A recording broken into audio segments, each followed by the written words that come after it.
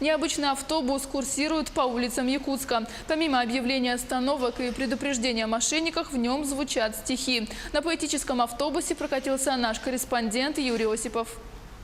Мир становится добрей от того, что кто-то счастлив, от простого слова «здравствуй». Роман работает водителем маршрутного автобуса уже 15 лет.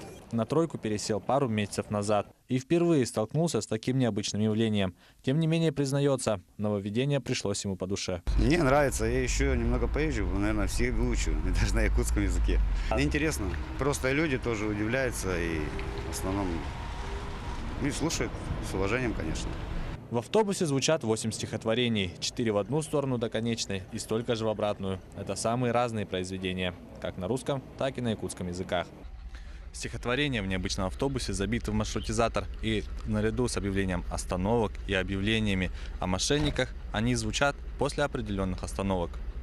Инициатор идеи – руководитель маршрута Антон. Совместно с отделом транспорта городской администрации они воплотили ее в жизнь. Сейчас люди перестают читать, да, и получается, не перестают слушать и видеть глазами. То есть интерактивные табло мы не можем разместить в салоне автобуса, а звуковые сообщения мы можем разместить у нас в автобусе. Люди хоть в салоне автобуса могли отвлекаться в салоне автобуса от повседневных проблем. Стихотворения выбрали различных авторов, чтобы это было интересно всем поколениям. В соцсетях мы провели опрос среди молодежи, насколько им это интересно. Из 65 опрошенных 82% поддерживают эту идею. Также не против и старшее поколение. Я считаю, если потише, то можно. И когда громко музыку, я тоже против.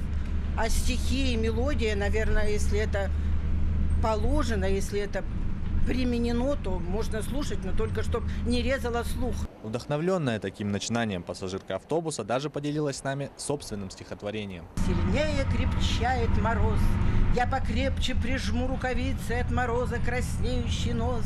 И сейчас, повествуя об этом, я с любовью хочу вам сказать, это все Якутия родная, для меня она родина мать. Цель благородна – популяризировать поэзию среди населения. В планах инициаторов идеи постепенно внедрить нововведения во все автобусы маршрута, чтобы каждый день еще больше людей приобщались к искусству.